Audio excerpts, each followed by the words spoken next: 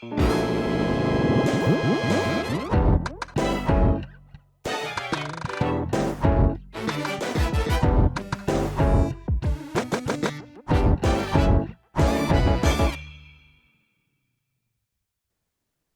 さんこんばんは。フォーラム8プレゼンツ、玉木のスポーツジャーナリズムの時間がやってまいりました。MC のフリーアナウンサー川島のりこです。どうぞよろしくお願いします。このチャンネルは、スポーツ文化評論家、玉木正幸が送る、既存メディアとは異なる視点で、スポーツの真の問題点を取り上げ、考える番組です。コメンテーター、玉木正幸さん、よろしくお願いします。はい、よろしくお願いします。今日は司会に、川島のりこさんを迎えまして、ありがとうごそれざいます。で、ゲストに小はい。崎さん、名前なんて言ったっけ？吉吉久さん。久です。小崎義人さん、いつも MC をやってもらっはい。てる小崎さんが、ゲストで、はい。なんでこんな体制になったかというと、2回連続して、フォーラうん。ム8の主催している、はい。いわゆるモータースポーツですね。はい。はい。WRC、ワールドラリーチャンピオンシップはい。の話をしたいと思って、はい。小崎さん、元三菱自動車勤務の、小崎はい。さん、へー。ラリーの、パイロット、ドライバーにも、なんていうか会社えに訪れたという。え、ええ、小崎さん、目の前でうん。なんという走って人？もらいましたよ。富なん間記念って、富間記念って私も名前は聞いたことあるんですが、90年代に、ワールドチャンピオン4回ぐらい取ってますね。4ああ、回かいかな。そうですか。はい。まあ、そういう人が目の前にいたりとか、ね、ラリージャパンのことをよく見たりもしてということだったんですか？昔はよく私、見てましたね、ラリー。はい。そうですか。それで、第1回目、これはい。2回連続してやりましょう。2回連続して、1回目は、フォーラムエイトのラリージャパンについて、いろいろ小はい。崎さんに話を聞きたいと思います。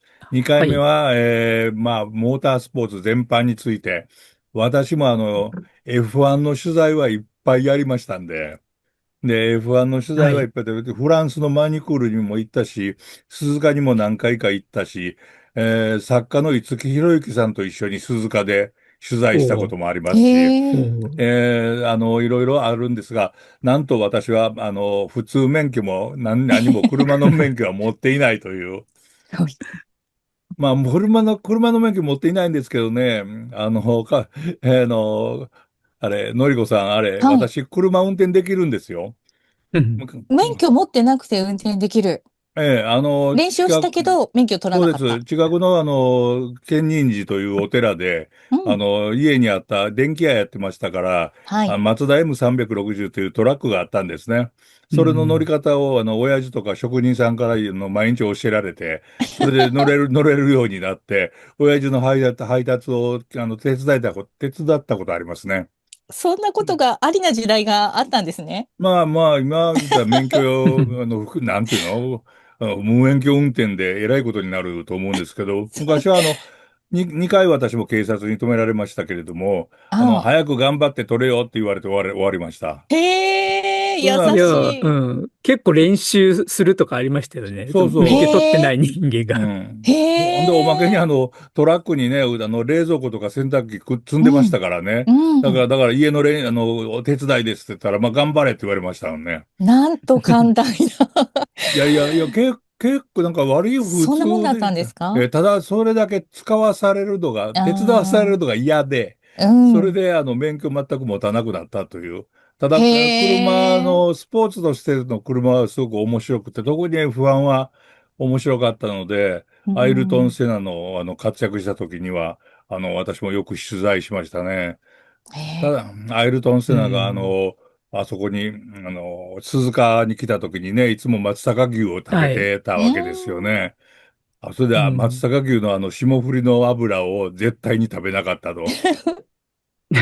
霜降りの油を取ってたらしいですよ。ほん霜降りだからすっごい取れないじゃないですか。ね、本当にそれをね、え取りながら食べてるのを見て、ええ関係者の人が慌ててね、もうなんかええその肉を変えたのを出したというのを聞いたことはありますけれどもね。もまあ、そんなう、ことはさておき、今日ははい。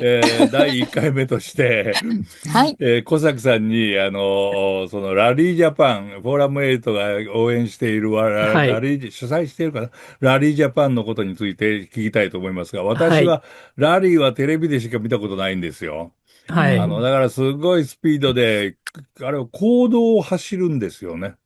一般のそうですね。道を。まあ、ラリーってモータースポーツの一つですけはい。ど、まあ、レースとラリー二つあはい。りますよね。レースというのは、まあ、クローズドのサーキットの中をはい。はい。走るのがレースで、はい。公道を走るのがラリーというう感じん。に、まあ、この車の歴史の中で分かれてきて、はラリーっていうのが、まあ、WRC っていうのが、まあ、一番上の、ランクの、競い。う争っていうんですん。ね。レーうん、スでレースです。ですね。カテまあ、ゴリーですね。世界中の場所をいろいろこう、渡り歩いていくわけですね。それをそう日ですね。本でもやるっていうことでまあ、そのインすけれども。ターコンチネンタルサーカスってよく言いますはい。けど、まあ F1 でもそうですけど、ええ。まあ各国回りながら、いろんなとこでやっていく。まあ ああ、WRC も同じように、えやってきますね。え。ええ。でもあれ、公道を走るっていうのは本当になんていうかな、面白いっちゃ面白いんですけど、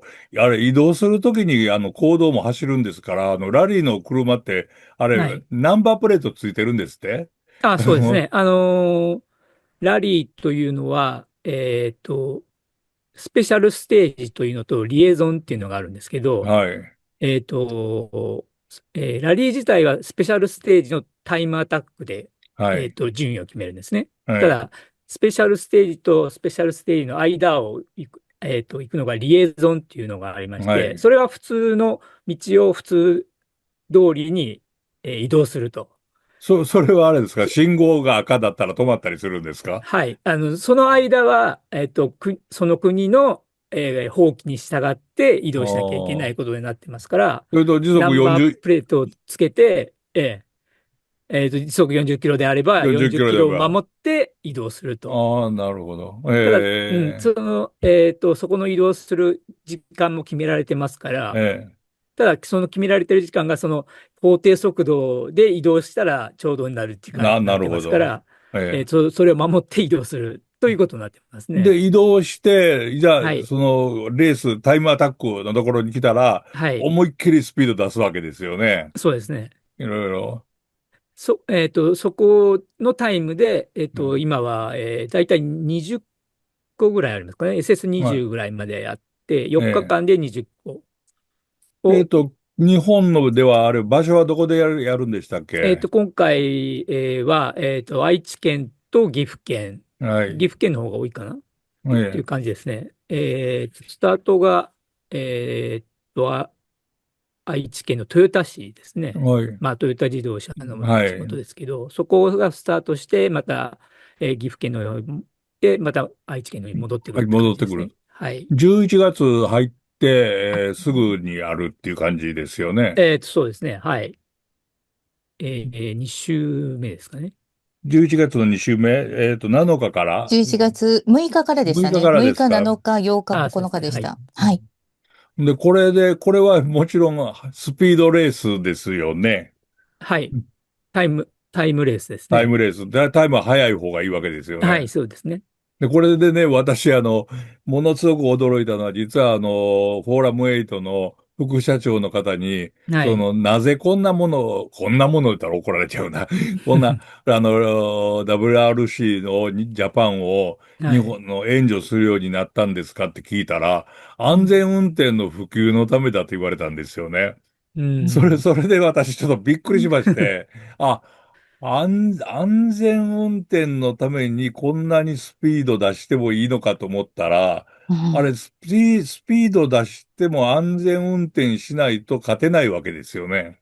まあ、それは、クラッシュしたら、ね、そうん。こでお終わりしまいでですリタイアによね。なりますかえら、え、当然ながら、クラッシュしないように、運転しなきゃいけない運転しなきゃいですよね。けない。はい。要するに安全でまあ、ない安全にですね。とダメだという。それそうですね。聞いたときびっくりしたので、私はこれ2回目でもちょっと喋ろうかなと思ったことなんですけども、はい。佐藤拓磨さんにインタあ、ビューしたはいはい。ときにね、うん。はい。あの、車の能力はい。の99%では負はい。けると。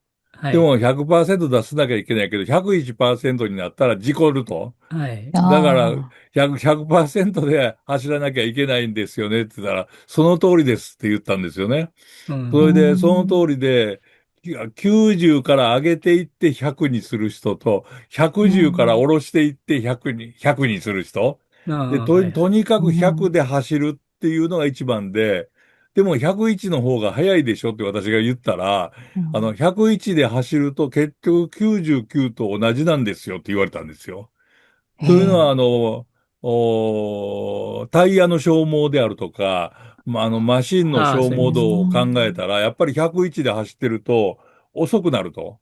で、へえ。99と同じ、要するに速すぎるのも遅いのも同じ結果で、うん。マシンの一番いい結果で走るのが一番速いんだって言われた時に、ああ、なるほど、すごいなと思って、それがなんか安全運転ともすごくなんか合うような、要するにスピードを競うというよりもコントロールを競うという、そまあういうような感そうですね。まあ、じでドライビングテクニックですよね。うん。ですよね。ええ。そっちの方で正しいんですね。だから早ければいいっていう問題ではないという。うん。いや、全然、うん、そうですね。うん。あの、まあ、例えばその直線のコースではい。あれば速ければいいでいいですけど、え直線のコースはまあ F1 でもそうですし、ラリーでもえ、そうですけど、そんなものはないですかえら、え。なるほど。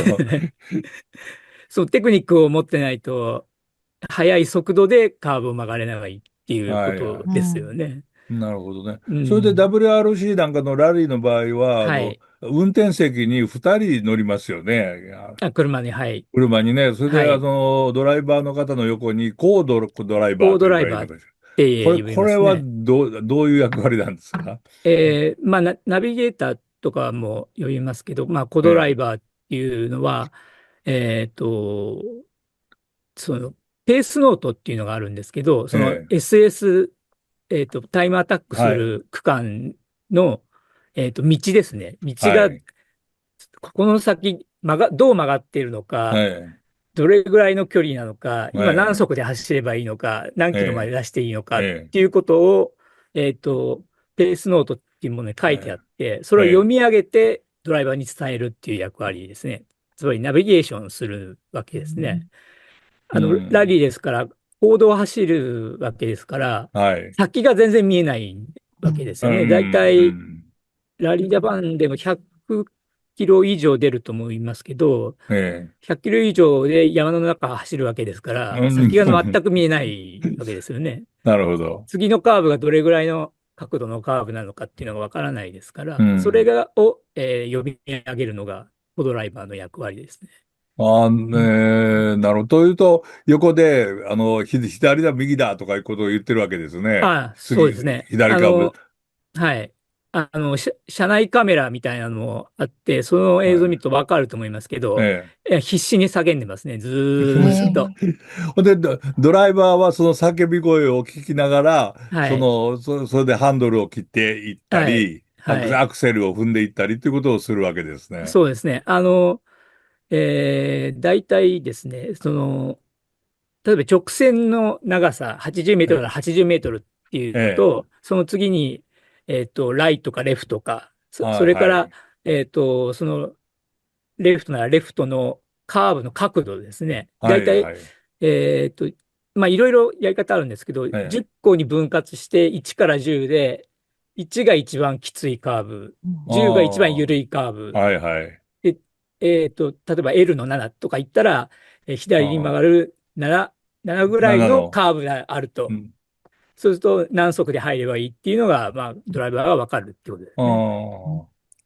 そのコードライバーが言う、そのナビゲーションする、はい。あれっていうのは、一回そしたらあれですか、マラソンランナーなんかが下見するのと同じように、下はい。見で作るわけですか？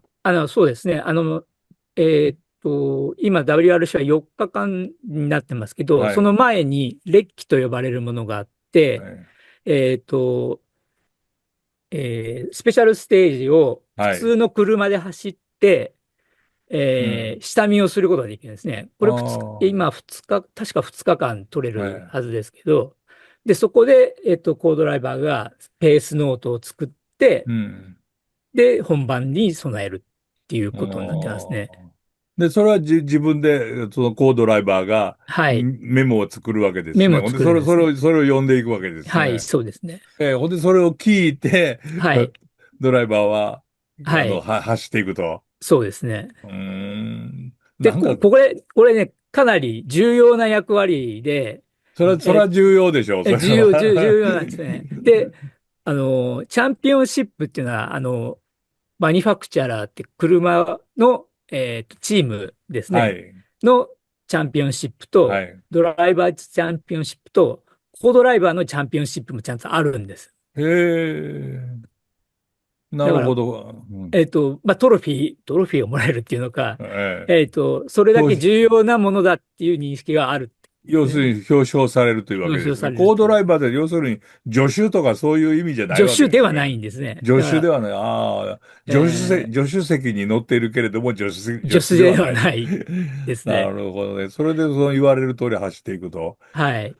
私F1 のね、中島悟さんに聞いたことあるんですよ。はいはいはい。時速300キロで走ってる時って目はどこ向いてるんですかって言ったら、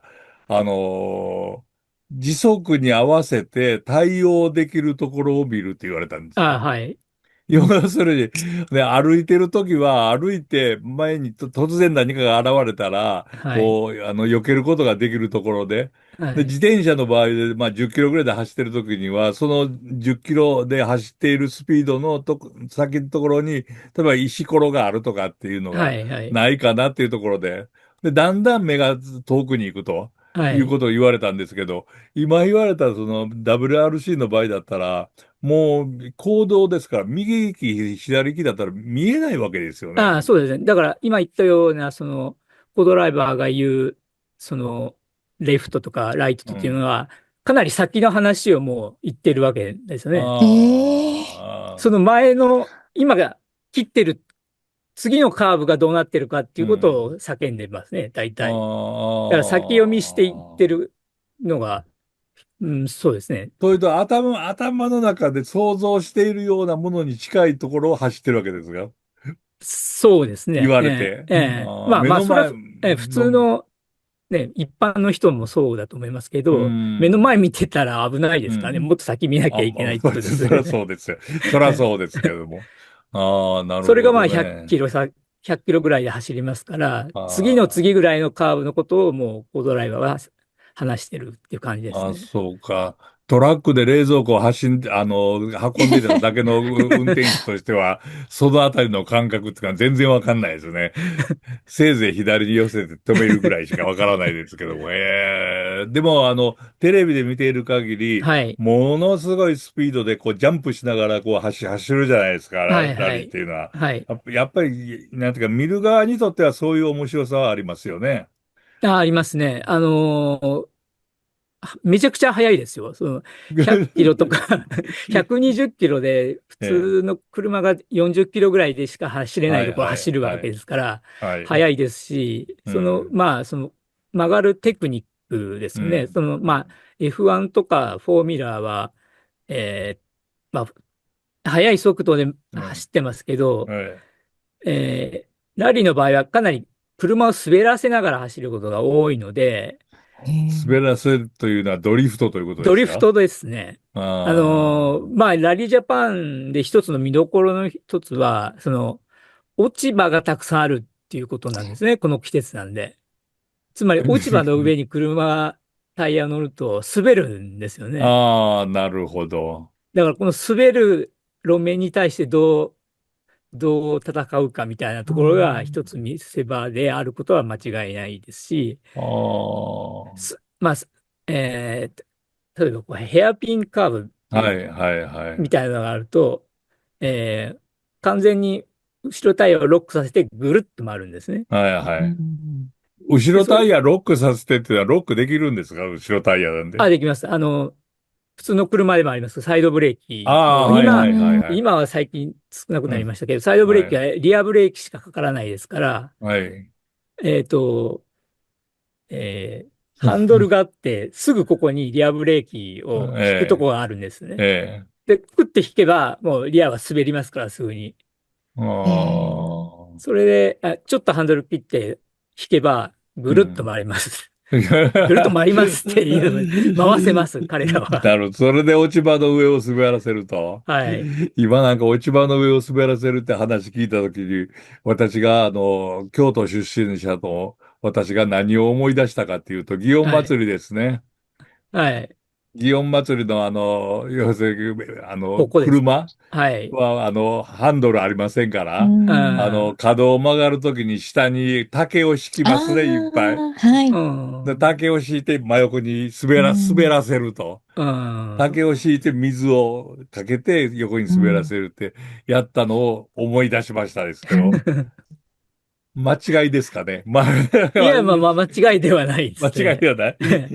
まあ、そのなるほ滑らせるど。のがうまいとか下手とか、うん。うまあ、ん。いろいろ、ドライバーによって違うんですけど、うん。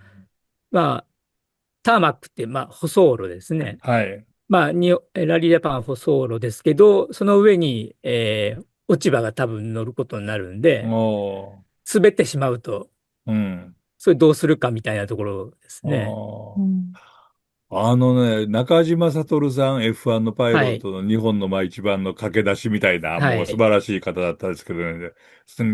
中島悟さんに200キロ以上で車を運転させるときというのはで一番はい。注意されてるのは何なんですかって聞いたことがあるんですよ。そはい。れ聞いたときはね、ちょうどね、冬の札幌だったんですね、場うん。所が。ほんで、そこで、中島さんが言われたのが、今、札幌は外がもうアイスバーンになっていて、で、雪はい。も積もっていたりすると、そこでもうまーくコロコロコロコロと転がして走ってる人と、すぐはい。に滑ってしまう人とがいると。はい。で、うまーくコロコロコロコロと走らさせているのが時速200キロで走る時のようなものだとうん。いうふうなうん。説明されて、その時速200キロなんて私は走ったことないもんだから、なるほど、そんなに滑るところを滑らせずに走っているのかと。荷重ですよね。車うの荷重をどうん。するかっていう、荷重っていうのは、上からの重さ。うん。重さですね。ね車の重心をどこに持っていくかで、ねブレーキすると前に行きますよね。はいはいアクはい。セル踏むと後ろ行きますよね。重はいは心は。いはい。はで、い。その具合によって重心を動かして、うん。車を滑らせるっていうのがドリフトのテクニックなんですおー。ね。で、まおあ、中島さんの話、ー。はい、あれですけど、まあ、中島さんは、愛知県の岡崎の出身で、はいはえっい。と、ドライバーになる前は、ガソリンスタンドのバイトをしてたんですけど、へあそこで、え。軽トラで、ー。ええ。練習しに行ったところが、今回のラリージャパンのコースになってますから、へおー。え。で、中島悟さんは、軽トラの後ろに何も入ってないドラム缶を乗せて、それがええ。倒れないように速く走ったっうて。わー、すごい。おー。えーそれで練習おー。した。つまり荷重が、うん。うん。こんなんならないうように、ん。うん。こうなったまま、どうやって速く走るかっていう練習ですあね。あ、分かったような分からないような、でもなんかすごく分かったような気がしますけえれども。大変でなするほね。どね。車の操り方というふうに言っていいのかもしれませそうですね。んけども、はい。中島悟さんに一度座談会で私がはい。司会していたもんですから、はい。すいません、肩書きというのはどのように読んだらいいですかって言ったら、はい。運転手と言ってくださいって言われたんでうえって思ん。いました。運転手でいいんですかって。いや、僕は運転手ですって言われて。うん。で、運転手ですかって言ったら、車運転するときは運転しかしませんからって言われたんですよね。うん。これ、びっくりしたのは、その後に中島さんが言われたのが、はい。車運転してる人で、車の運転だけしてる人って少ないんですよって言われたんですよ。へえ。うん。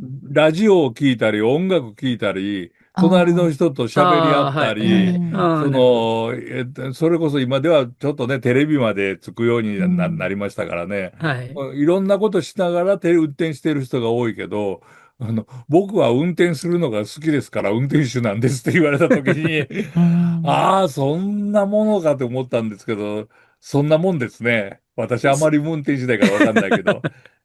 あ、そんなもんですね。はい。そんなもんそんなもんです。ですか。はい。川島さんどうですか運転手として。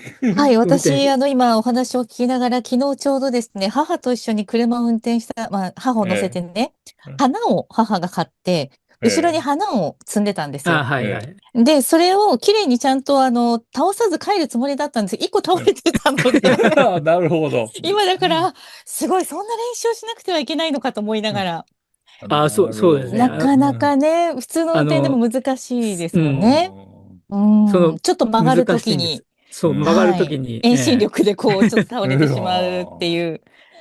なるほいやー、ど。すごいですね、中島さん。うん。もちろんすごい方なんですけど。あええ。でもまあ、もうん、う中島さんが F1 のパイロットだったわけですけれども、その中でもそのラリージャパンのラリーの運はい。転手もっていう方がすごいねっていうふうに言っておられたんですよ。あやっぱりラリーあの運転手をすごいっていうのは、やっぱりそのあたり、なんかやっぱりあるんでしょうね。まあ、今もう F1 ってそのグランドエフェクトカーっつって、飛行機が空飛びますよね。はいはい。揚力が発生しますよね。はい。あれの逆で、押さえ翼をつけま逆にしてすよね。押さえつけてるんで、ダウンフォーー、うん、スと言いますよダウンフォースですね。ね。えそれで走ってるんで、え、え今、え。車の荷重の重要性って、そんなに高くはないんですね。ラリーの方がやっぱり高いんですね。ああ、押さえつ、F1 の場合は押さえつけて、まあええ、一応、どこに荷重をつけるかって難しいんではい、すけど、はい。それよりもラリーの方が、その荷重の動かし方っあていうのは難しいっていうあ、ところはあると思いますね。もう少しわかりやすく言うと、要すはい。るにラリーの方がどんどん跳ねちゃうというようそうですね。なところを抑えながら走ると。はいはいはい。要するにあれ跳ねたら遅くなるんですよね、はっきり言うと。そうですね。F1 なんかもそうだけど、ジャンプしない方がジャンいいですね。プしない方はい。が早いわけですジャンプセクからね。ションがあるようなラリーもありますけど、はいはいはい。ラリージャパンはないかな？ う 1 個あるん、かなわからないですけど、うん。結構どれだけ飛ぶかっていうのをやるんですけど、あまり高く飛んじゃうと遅くなっちゃうんですね。遅くなっちゃうんですね。あれは早くまあ、早く着いた方がいいですね。スポーツで言うと、スキーの格好なんかもそうですよあ、ね。一緒ですね。ジャンプしてるとかっこいいってこう思うんだけれども、飛ばない方がいいですか本当はら。飛ばない方がいいんですね。スイえスイと行く方がね。なるほえええどね。そういうところを頭に入れて、今度、ラリージャパン日本でもやります。これはい。確か BS でも放送されると思うんで、えそうですね。ー今、アベマと J スポーツ、はい、それからテレビ朝日もやるはい。というなる話ほど。